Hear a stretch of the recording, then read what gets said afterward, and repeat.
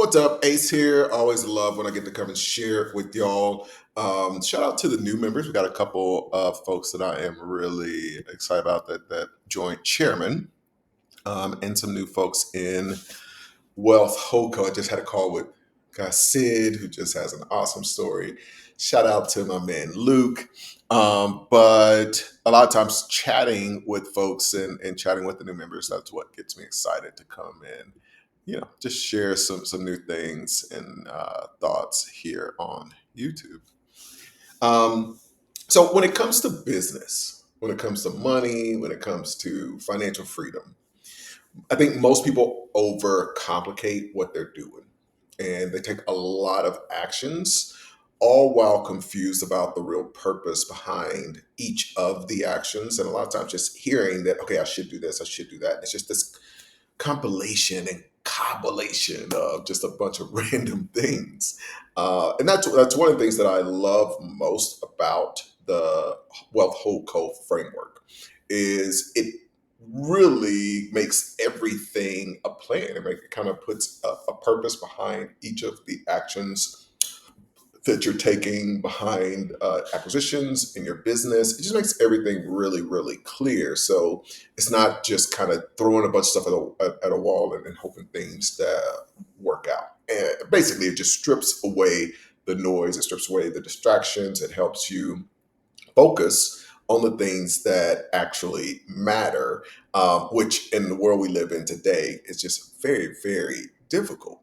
And one of the things I think is important to consider is this truth: there are people out there who are in business, and they're in business really without knowing why, which is interesting, right? Like I think if you ask them why, they would tell you they would give you reasons like, oh, well, I want to do this rather than have a job and all these other things. But it's like, what about the other alternatives? And there are also people that are in business just to be in business. And then there are other people that are kind of chasing fame or clout.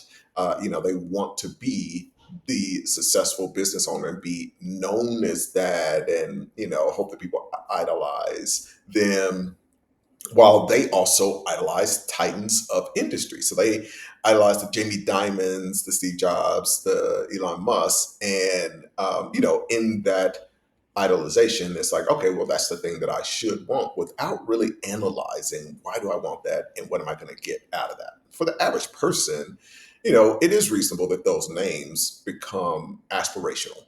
But at the end of the day, let's be honest, most people are not trying to build a colony on Mars, not trying to have some mission to the moon.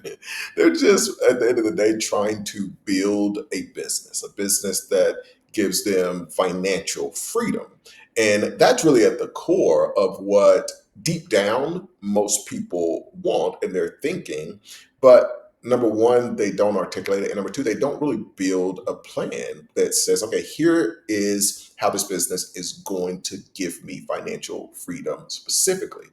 The truth is, most people don't not only don't want to go to Mars, they don't even want a Lamborghini. A lot of these things that people aspire to. And I've driven a Lamborghini, and it's fun for a little while, and then it kind of sucks after that, to be honest. But to each their own. Most people are searching for something, some imaginary happiness that they think is on the other side of people admiring them. And if that's not you, like following a lot of those business playbooks just doesn't make sense, because you don't want if you don't want the outcome, then you shouldn't really go about it the same way. I know for me, I don't care if it came with $1 trillion. Elon's life sounds like a nightmare. For me, one of the things I value most is peace. And, that's not peace, but once you kind of know your values, which those are things that you put into your HOCO, you're literally building the business around you. Like that's what it boils down to. It's like building the business around you and your goals, as opposed to going into a business and fitting your life around that. One of the questions that I love to ask new clients is, what's your monetary goal? And here's what's really interesting. What's wild is that most people haven't really thought about it at all. They haven't really broken down, like, what is my monetary goal? But they'll still give you a goal. So what's crazy is people wake up. They wake up early in the morning. They put on clothes that they really spent money on specifically to go to work. Then they go to work in a car that they use mostly for going back and forth to work, and then they spend their day working. And at the end of the day, all of these actions are about chasing money. And they're trading their time for the money. They're trading their freedom for the money. In some cases, people are trading their peace for money, and it's all for something that they haven't specifically defined. And so, two things basically stand out to me. The first one is most people haven't studied money. So they, when I say they haven't studied money, they don't know how it was created originally, how it's created now, how it flows through the economy, how it's evolved from its inception to, really the reality of what it is now. And so just all of these concepts. The second thing is they're doing a bunch of stuff to get it, and they don't actually know how much they actually want. And it's so funny when you talk to people about what their monetary goal is, and they just throw out these numbers. It's like, okay, have you really thought about that? Like, why?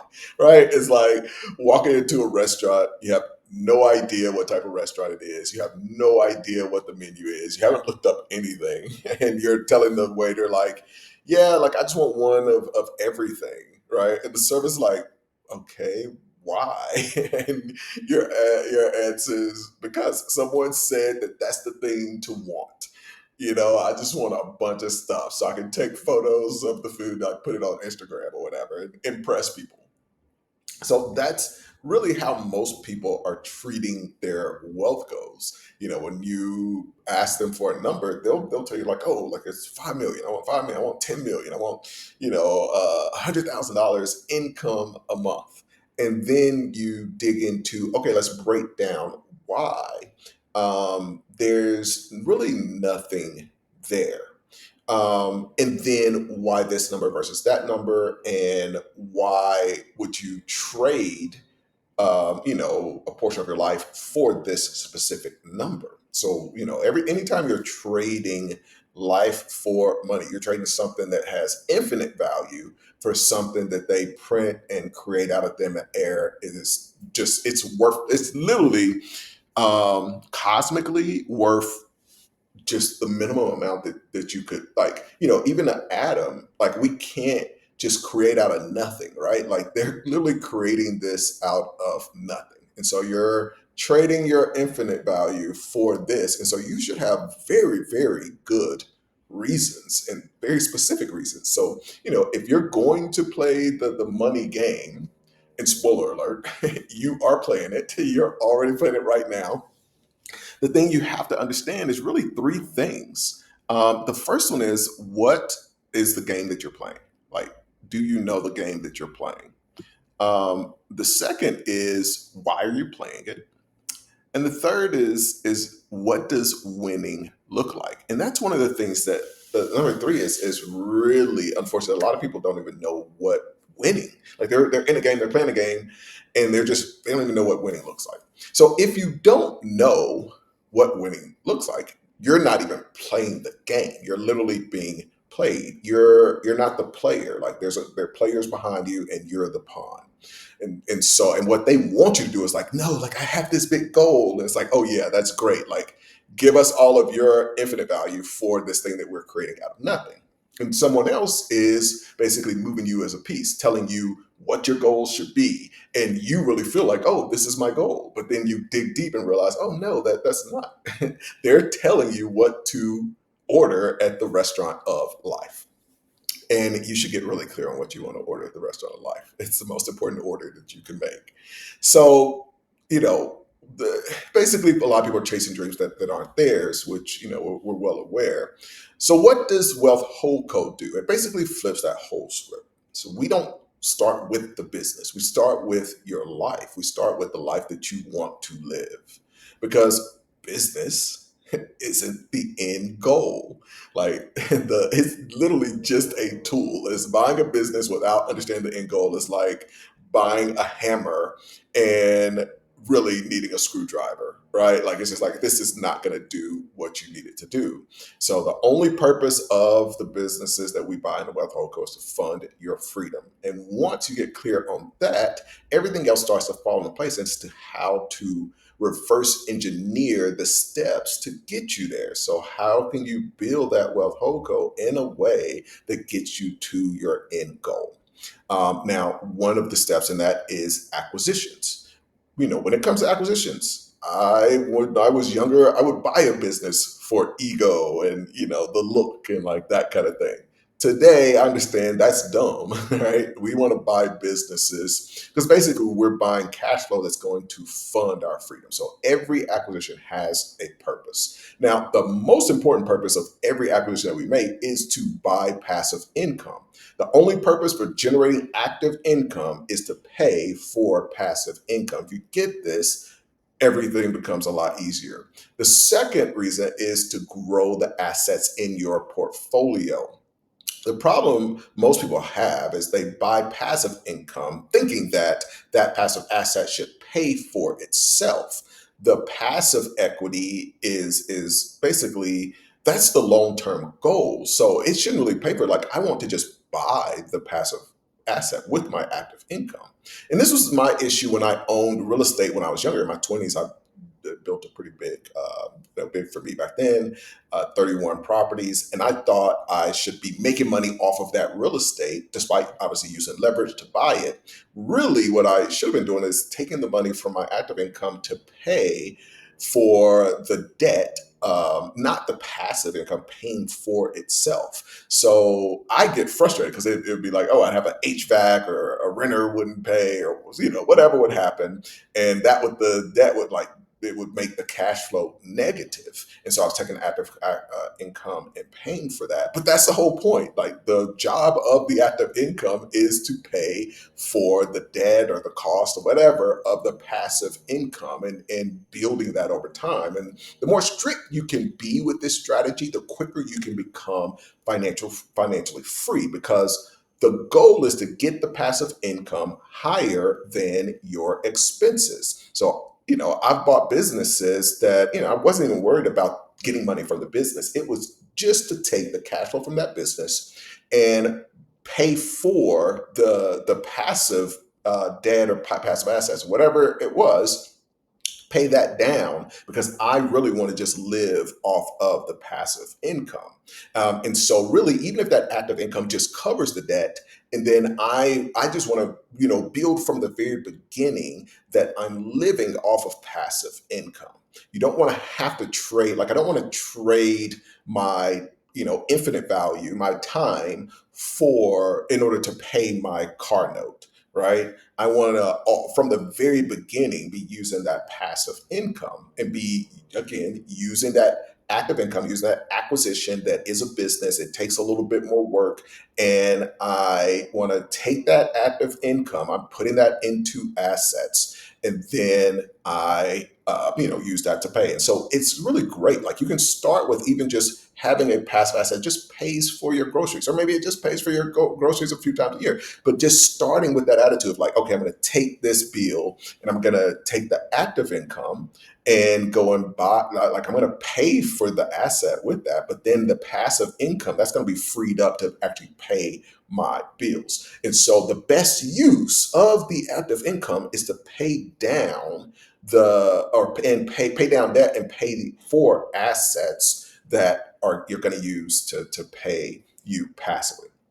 That income from businesses, the reason that acquisitions are so valuable is that we can buy them, we can buy multiple. It's not just a job. I could use a job, but I could also go and buy a business. Now I've got two things where I'm taking that income, I'm putting that into the stealth wealth strategy, I'm putting it into high yield accounts, I'm putting it into notes, and that active income over time creates passive wealth. That is the real move. Now, I do want to take a quick break to tell you that, if you're, you're interested in more videos like this, one of the things is like the more the active y'all are, the more I make the videos. So by describing, by subscribing, by becoming a member, telling friends, but also just making comments, liking the video, like the more you do that, the more I come in and share.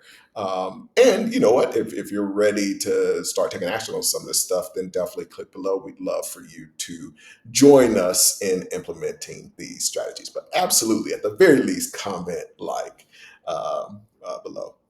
So most people try making their passive assets self-fund. Like they're instead of the passive asset paying them and the active paying for the passive asset, they're like trying to make the passive asset pay for itself and they want it to pay them. It's like, no, like you want that thing to not have that much pressure on it. Like the goal of it is to be passive. And so you're trying to structure that into a way where it just flows and it's as passive and easy as possible. So the pressure isn't on the passive asset. The pressure is on the active asset buying more acquisitions so that you can buy more of that passive income.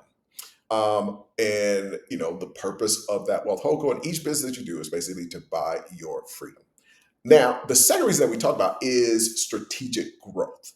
When it comes to buying a business, you buy a business not just for the numbers, but because it grows your other passive assets or other businesses that are in your wealth holdco. That's one of the reasons that we always push clients to get a small deal done first or a passive deal done quickly, because you'll then have the ability to do a strategic deal that doesn't just add the income from that deal, but it grows the other asset that you own that's in your wealth holdco, and that has a multiplier effect on the valuation of your holdco. So you instantly basically are getting an arbitrage in value because you can buy that business at this price and then it immediately grows your whole holdco. You're by more than the value of buying it. That is the multiplier effect. So you own a lending company, you buy a business that has the customer base that needs loans. Now you're not just buying the income from the lending company, you're also getting that value in your holdco. So I'll make passive equity investments in things that I can then instantly grow with an acquisition. So you buy a media brand, you've got the attention. Now you can feed that into an equity investment deal or into services in your other businesses, and just all these different things. Is basically everything you do should almost be this layered effect where it's like, okay, I'm gonna do this, and then it's gonna stack on top of that. It's gonna multiply this, and this is what helps you reach financial freedom a lot faster. Because instead of buying a business that becomes another job or whatever, you're buying a business that pays for your freedom and gives you these strategic opportunities to leverage. Like you're getting equity in a deal that's passive, but now you can do a lot of creative things to stack that value. The third reason we do deals is the exit. We don't buy these things and hold forever. We build and we sell, but we sell with that purpose in mind. That like, how does this exit assist me in financial freedom? So here's the key: you don't wait until the sale to figure out what to do with the money. That's basically too late. You've already got passive deals like in your holdco, and a lot of times it's just, hey, I'm going to do this, sell this, and just pay off the debt on that. So when business sells, the cash clears the loan, and that lowers your tax debt, and now you've got a holdco with just pure passive cash flow, which again, just everything works towards that goal. Most people obviously are doing it a little bit backwards. They will sell a business, that then they get the cash, and then they start looking for passive cash flow. Number one, they've taken a big tax hit immediately. And number two, they're also starting to spend some of that cash. And so the clock is like ticking as they're spending money day by day.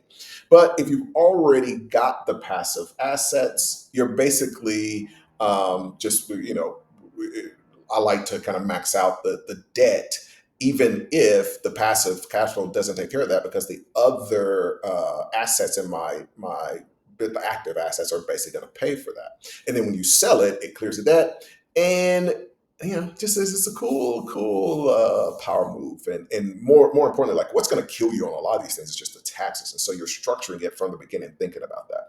Even better than all of that, when you're selling, you're putting in seller financing, earnouts, all these other things that also can have tax advantage, but also just create monthly income, and become another asset that's in your holdco. But that's how every move in a wealth holdco becomes just another step towards financial freedom.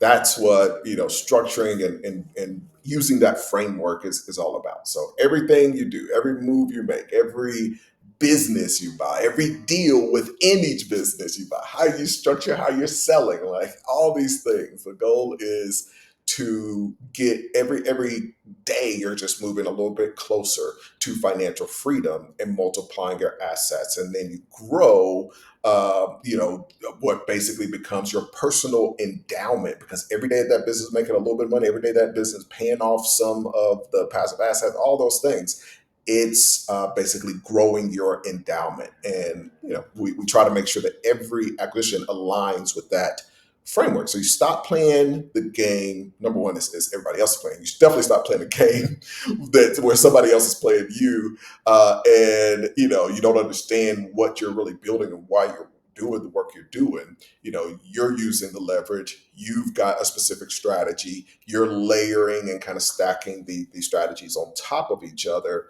and you're getting more out of an acquisition. Like when you start to build your holdco, you're doing deals this way. Like I get another level of excitement about an acquisition because I know how it fits into the portfolio. I know the other businesses that it's going to grow. I know the passive assets that the cash flow is going to buy and add to the wealth holdco.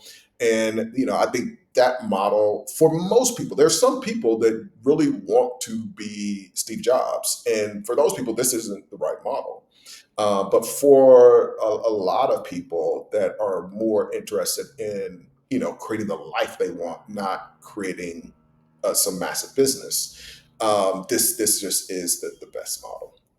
So that's how we win. And if you're interested in joining Wealth Holdco and working with us to help you implement some of these strategies, definitely head over to goodmerger.com, fill out the form there, and look forward to having a chat with you. Have a great one.